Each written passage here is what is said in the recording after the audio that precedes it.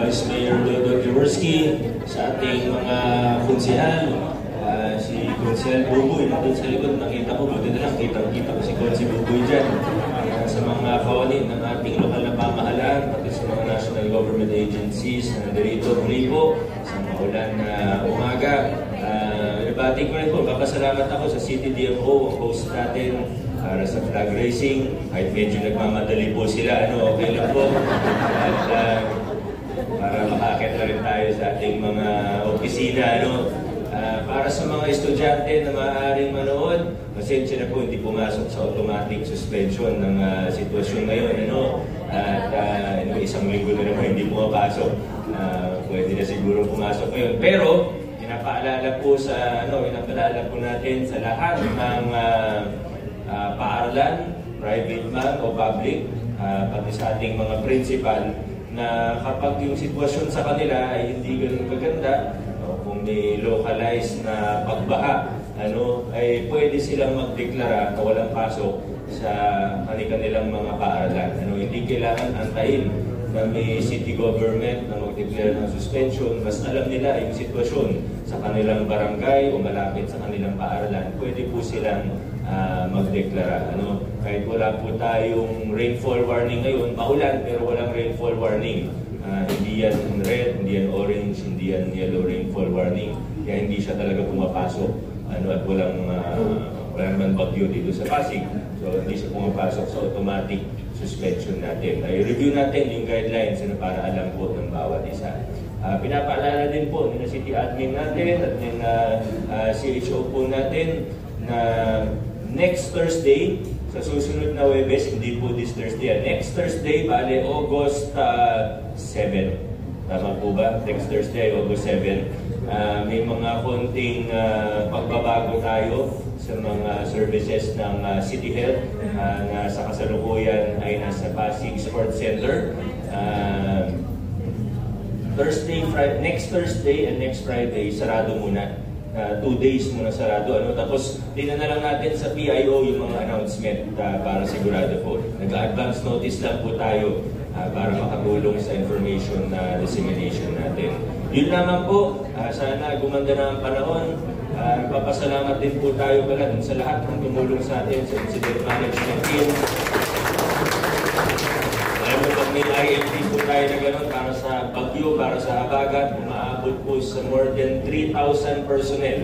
Kahit sabihin na walang pasok, sarado mga tanggapan ng pamahalaan, tayo po, mga kawanik ng pamahalaan, ay nagre-report pa rin, more than 3,000 po sa atin ang nakasama sa incident management team. Yung iba po, sila yung in charge sa camp management. Batiin lang natin kahit hindi sila kasama ngayong umaga, si SWDO natin. Ang laki ng mga improvement natin sa camp management. Ang totoo, ang paalala lang naman natin lagi sa mga kasama, si SWDO man o DRMO, una, kilalanin, i-recognize natin ang mga improvement natin at yung Peace and Order Department natin at lahat ng mga division nito. Pero habang kinikilala natin yung mga improvement na nagawa na natin, ay importante na patuloy pa rin tayong nag-i-improve. Kasi imposible naman na hindi magkaroon ng susunod na bagyo. Lagi tayo nagdadasal at inaasahan natin na wag muna, sana matagal pa bago ang susunod na bagyo na talagang tatamaan tayo. Pero ang realidad sa Pilipinas talagang nagkakaroon ng bagyo at dapat paghandaan po natin ito. Kaya ano man ang sitwasyon, malakas o mahina ang ulan, lagi tayong naghahanda. At ang magandang balita naman po para sa atin dito, lalo na pagdating sa sitwasyon sa baha. Ang magandang balita naman, kung meron mang magandang balita patungkol dito, ay nag-i-improve din, hindi lang yung response ng mga personnel natin, nag-i-improve din yung alagayan o sitwasyon natin sa lungsod ng Pasig. Kung mapapansin po ninyo, sobrang lakas na ulan itong nakaraang mga araw. Mula nung last Monday, nakaraang Lunes hanggang weekend, di ba? Sobrang lakas talaga, lalo hanggang Biyernes, talaga grabe ang ulan.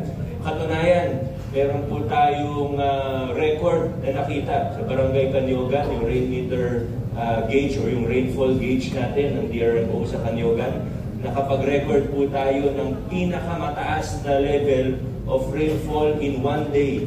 Record po sa history ng Pasig City na sa 485 millimeters. Mas mataas pa po ito sa rainfall nung Ondoy. Yung Ondoy, kung hindi ako nagkakamali, mga 450, mga ganun lang po yata tayo nun. Ito po, umabot tayo ng 480. Tama ba? Nasaan ba ang DRMO natin? Basta nag-record po tayo, pinakamataas na level of rainfall in one day. Ipopost ko na lang yung detalye para mas accurate at mas sakto. Pero ganun po yung nangyari nung Wednesday po yata yun, yung record rainfall sa loob ng isang araw. Pero kung mapapansin po natin, kahit record rainfall in one day ang nangyari sa Pasig City in history, ay yung pagbaha, hindi kasing lala nung dati. Kumbaga, mas maganda yung sitwasyon ngayon. At tinitingnan po natin, inaasahan natin na sa hinaharap ay mas lalo pang gaganda ang sitwasyon. Bakit po? Una, matatapos po ang mga proyekto para sa flood control.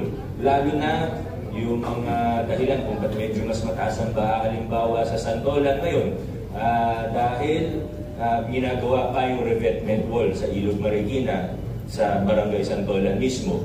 Yung sa Santa Lucia naman, medyo nagka-problema po tayo sa proyekto ng DPWH sa Sapang Buli o Buli Creek. Pero by next year, sigurado tapos na rin naman po yun. Kaya mas gaganda din po ang sitwasyon sa Barangay Santa Lucia. Dalawang halimbawa lang po yan. Yan yung dalawang major.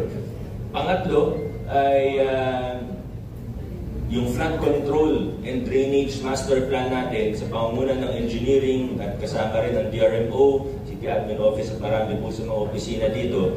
Napaka-importante po nito. Sa tagal ng panahon, hindi po tayo nagkaroon ng isang consolidated and complete master plan. Pero ngayon po, binubuo na natin siya at nagsusukat na po yung mga kasama natin sa flood control and drainage master plan.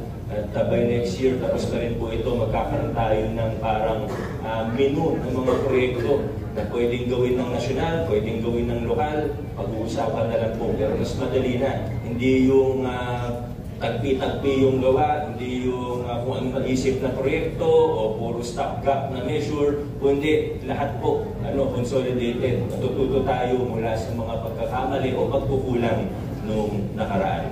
Kaya sigurado po na kung nakikita natin na ngayon, kahit sobrang lakas ng ulan, sobrang bigat ng rainfall, ay mas maganda ang sitwasyon kumpara sa previous years. Sigurado po tayo na sa hinaharap magiging mas maganda pa ang sitwasyon sa lungsod ng Pasig.